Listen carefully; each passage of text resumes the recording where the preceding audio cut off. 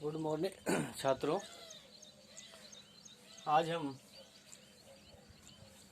गणित में नेक्स्ट प्रश्नावली अवकलज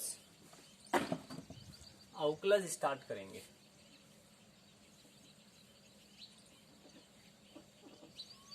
अवकलज डिफरेंशियल।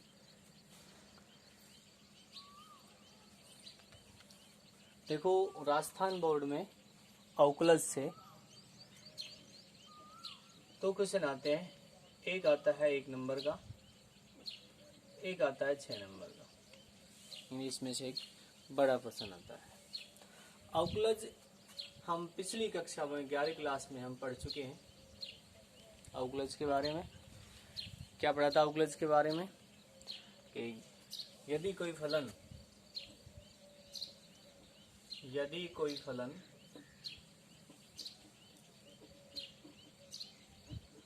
f(x) है तो उसका अवकलज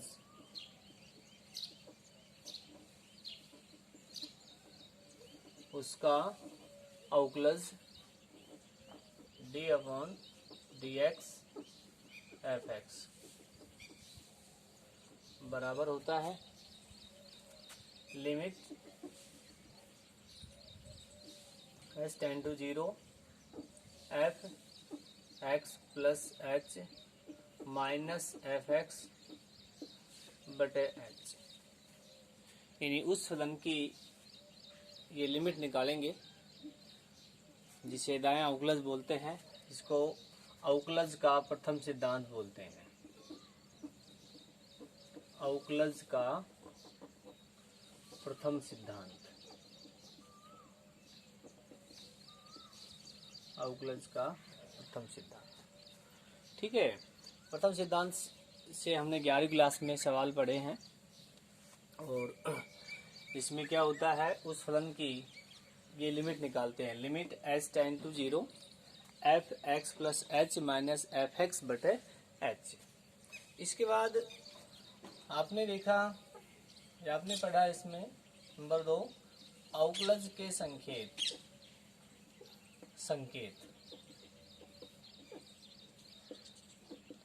तो संकेत में हमने क्या बताया था? संकेत में नंबर 1 एक कोटि का अवकलज, एक कोटि का अवकलज। एक कोटि के अवकलज के संकेत क्या बताए थे? यदि फलन y के रूप में है, y बराबर, तो उसका संकेत होता है dy/dx। दूसरा, यदि फलन f(x) के बराबर है तो उसको d/dx f(x). तीसरा, यदि f(x) के बराबर है तो उसे f'(x) भी बोलते हैं, y' भी लिख सकते हैं और y1 भी लिख सकते हैं, या कैपिटल D f(x) यानी डिफरेंशियल उस फलन का। यह है एक कोटि का अवकलज। एक कोटि का अवकलज का मतलब होता है किसी फलन का एक बार अवकलन करना, किसी फलन का एक बार अवकलन करना। नंबर 2 इसमें है दो कोटि के अवकलज।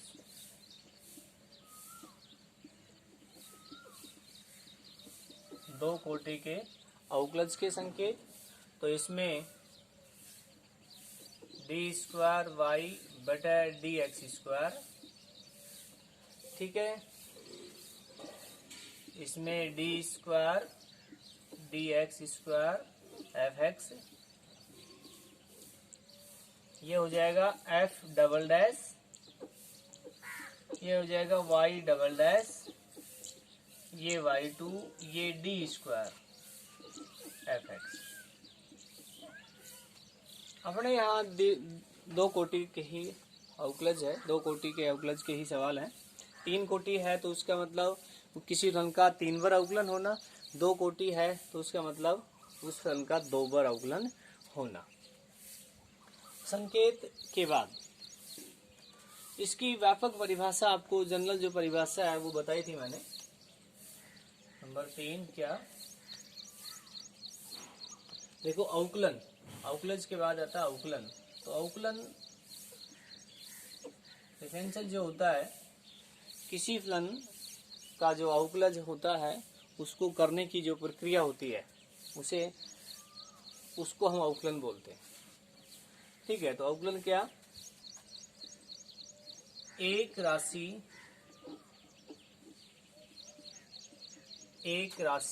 में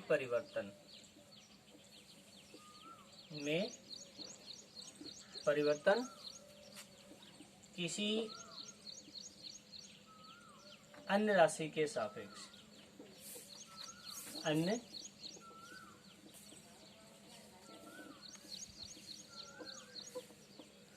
राशि के सापेक्ष।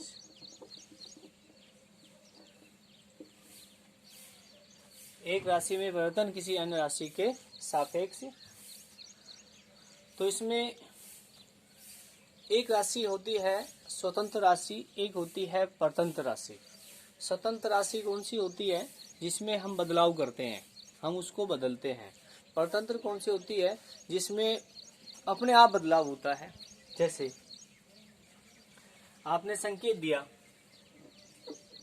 dy/dx, तो यहाँ x जो है स्वतंत्र राशि है,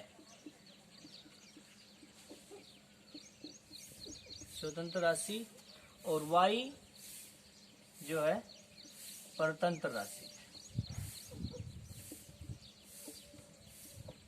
ठीक है, तो x में परिवर्तन करेंगे, y में अपने आप परिवर्तन होगा। तो ये अवकलज की जो मेन परिभाषा है या जनरल परिभाषा, यानी अवकलज को आप क्या कह सकते हैं, परिवर्तन ही अवकलज है। ठीक है, इसके बाद आगे आपको एग्जाम्पल दिया था, जैसे y में परिवर्तन x के सापेक्ष। तो उसका संकेत क्या दिया था, dy/dx।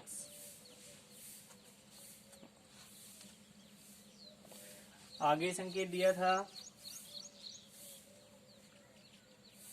x में परिवर्तन t के सापेक्ष, तो जिसको क्या लिखा था, dx/dt, dx/dt। अब आप इस कंप्लीट का स्क्रीनशॉट लेंगे और इसको अपनी सफ नोटबुक में उतारेंगे। इसके बाद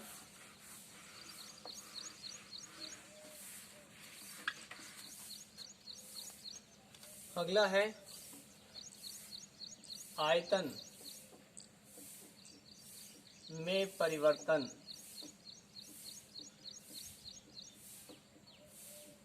त्रिज्या के सापेक्ष,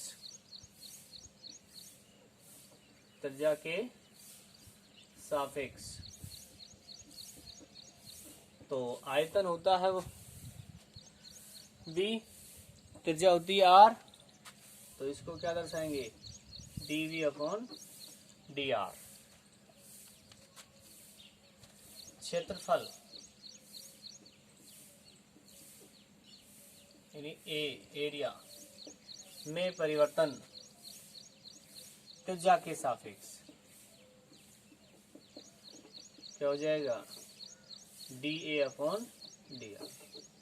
कोई भी संकेत, ये तो है हिंदी में लिखा है कि आपको कह दिया कि क्षेत्रफल में परिवर्तन ज्ञात कीजिए, इसका मतलब आपने dA/ किसके सापेक्ष, समय के सापेक्ष या त्रिज्या के सापेक्ष। यदि समय के सापेक्ष है तो dA/dt, और यदि त्रिज्या के सापेक्ष है तो dA/dr।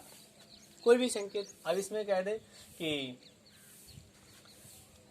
x में परिवर्तन y के सापेक्ष, तो dx/dy।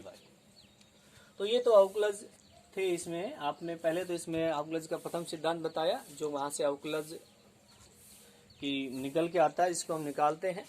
उसके बाद उसके संकेत आपको बताए कि अवकलज के संकेत क्या होते हैं।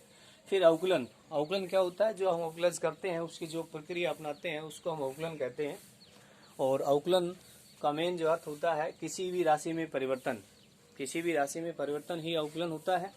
उसके बाद आपको शब्दों में दे दिया कि y में परिवर्तन x के सापेक्ष तो उसका संकेत क्या देंगे आप? dy upon d x. X में परिवर्तन है y के सापेक्ष तो dx अपॉन dy कोई भी आप दे सकते हैं, ठीक है। इसके बाद आता है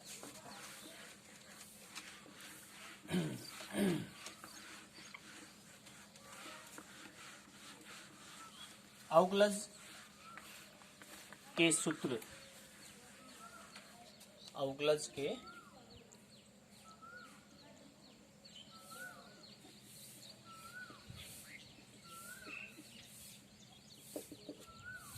अवकलन के सूत्र तो जिनका हम सीधा उपयोग करेंगे। Number 1 d upon d x, x की पावर n, क्या होगा ये? n इंटू एक्स की power n minus 1। Number 2 d upon d x, a की पावर x, ए की पावर x का ए की पावर x होता है। Number 3 d upon d x, a की पावर x, ए की पावर x log a आधारी होता है। और number 4 d upon d x अचर, तो अचर में परिवर्तन 0 होता है। Number 5 d upon d x 1 upon x, 1 upon x का होता है। इस सूत्र के हिसाब से हम कर सकते हैं इसको ये जो सूत्र है तो इसके हिसाब से क्या आएगा? ये माइनस 1 बटे x square. Number 6 d upon d x root x, root x का आएगा इस सूत्र के हिसाब से ही। क्या होता है? इसमें रखेंगे पावर 1/2 है तो 1/2 एक्स 1/2 माइनस 1, तो कितना आ जाएगा ये? 1/2 root x. Number 7 d upon d x sine x, sine x का अवकलन होता है कोस एक्स। और number 8 d upon d x cos x, cos x का होता है minus sine x d upon d x tan x, tan x का होता है sec square x. Number 10 d upon d x cot x, cot x का होता है minus cos square x.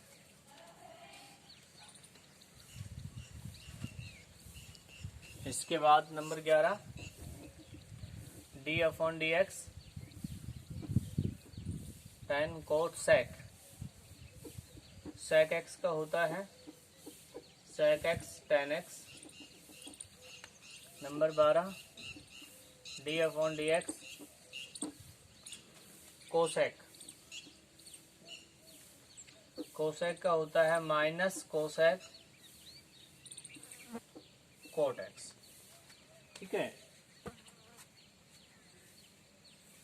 इसके बाद इनवर्स के भी लिख लेते हैं।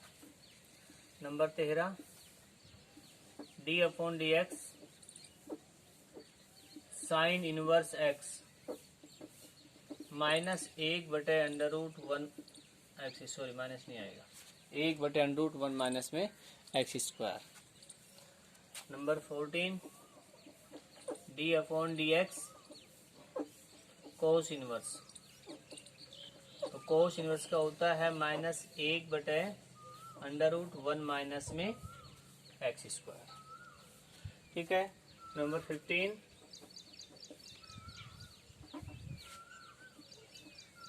D upon d x sine inverse x. Sine inverse का होता है, सॉरी साइन का हो गया 10, 1/1 plus x square. Number 16 d upon d x cot inverse. Cot inverse का होता है -1/1 प्लस एक्स स्क्वायर। और 17 d upon d x sec inverse 1/x under root x square -1।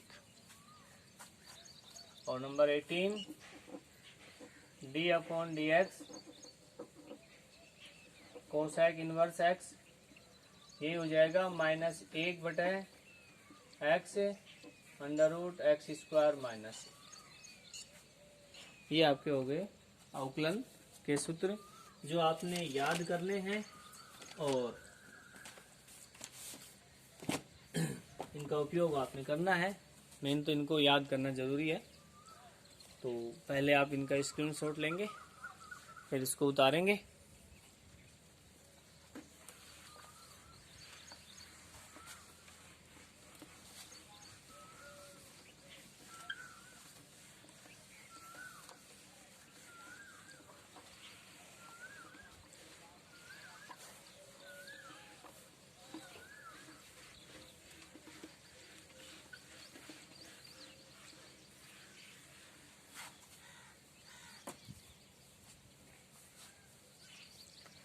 देखो, अवकलन के सूत्र के बाद आता है कि संयुक्त फलनों का अवकलन। संयुक्त फलनों का अवकलन। तो संयुक्त फलनों के अवकलन ये आता है कि यदि दो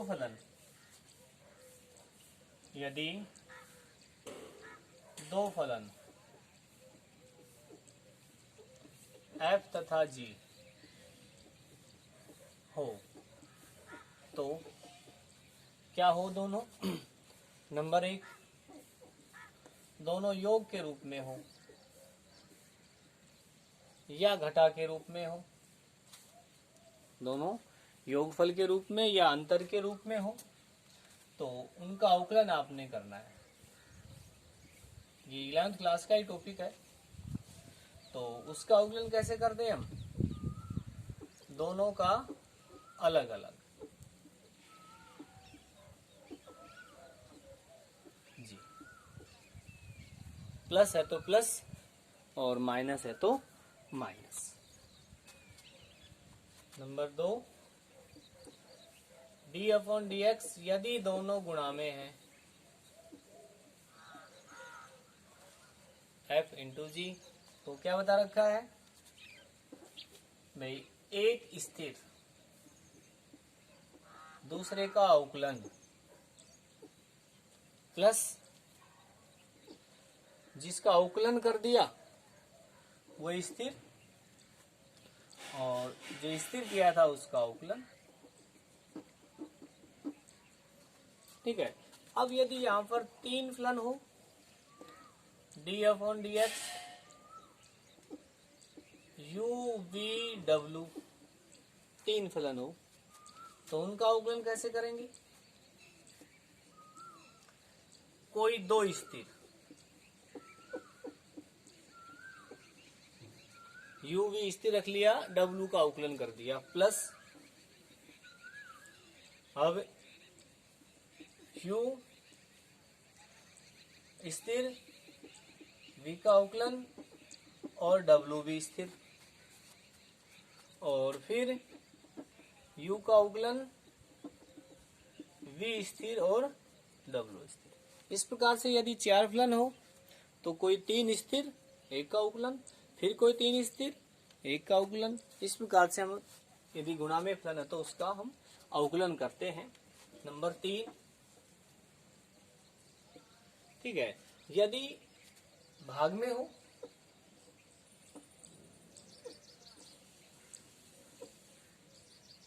एफ अपॉन जी और जी नॉट इक्वल टू 0।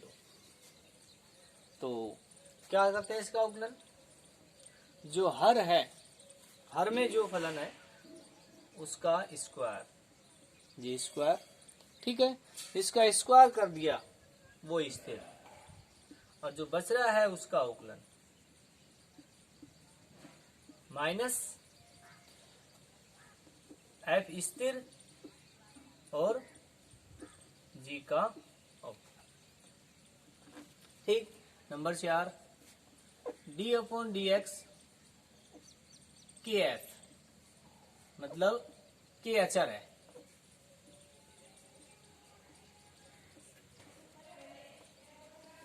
के अचर है, तो जो अचर है उसको बाहर ले लेते हैं, जो बच गया उसका अवकलन के D F upon d x हो जाएगा। ये है आपके संयुक्त फलनों का अवकलन। ठीक है, तो ये भी आपका 11th क्लास का टॉपिक है। अब इस पे आधारित एग्जाम्पल देखो, तो इस पे आधारित एग्जाम्पल पहले इस पे देखो कि आपके पास y बराबर में साइन एक्स माइनस ई की पावर एक्स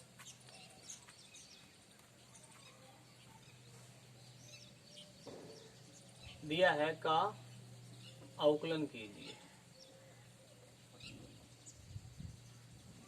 अवकलन कीजिए। ठीक है, तो क्या आएगा इसका अवकलन, तो d upon d x y d upon d x sine x e की पावर एक्स, ये तो d y upon d x हो जाएगा। यहाँ दोनों का अलग अलग करेंगे, डी साइन एक्स और डी ई की पावर एक्स, तो d y upon d x क्या हो जाएगा, साइन एक्स का अवकलन कोस एक्स ई की पावर एक्स का ई की पावर एक्स। ठीक है भाई, ये है इस पे आधारित एग्जाम्पल।